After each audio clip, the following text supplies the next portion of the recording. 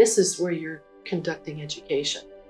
And you need to have spaces for people to feel comfortable to sit and stop and talk. You need to have intimate spaces, but you need to have a big idea so that you can find your way. Wayfinding is a very important part. And using these tree-lined, horizontal pathways, each with the different flowering tree on it, would be a really good way to signify and give people a feeling of safety of where they are.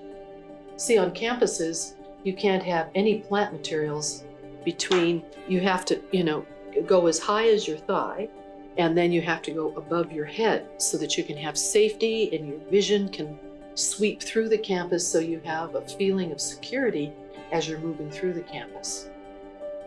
You have to accept the fact that you've got to have a lot of cars and you have to make space for them, but wayfinding on the campus is paramount.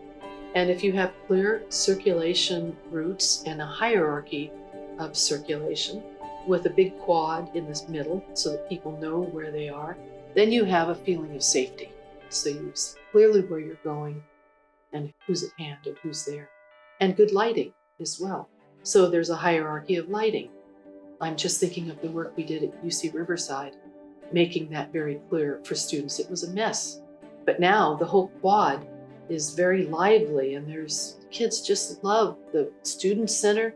We did that whole student center with a series of concentric circles, creating spaces of lawn.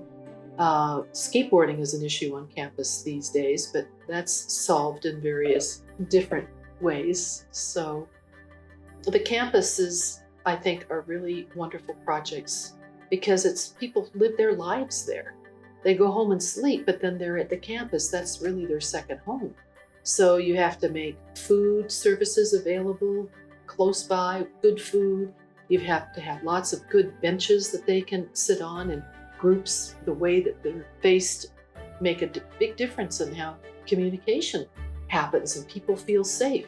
When you're dealing with existing conditions, you need to take note very carefully of what's there and make a list of how many of each there are and what's most prevalent, and think very carefully about what the nature of each of those trees is.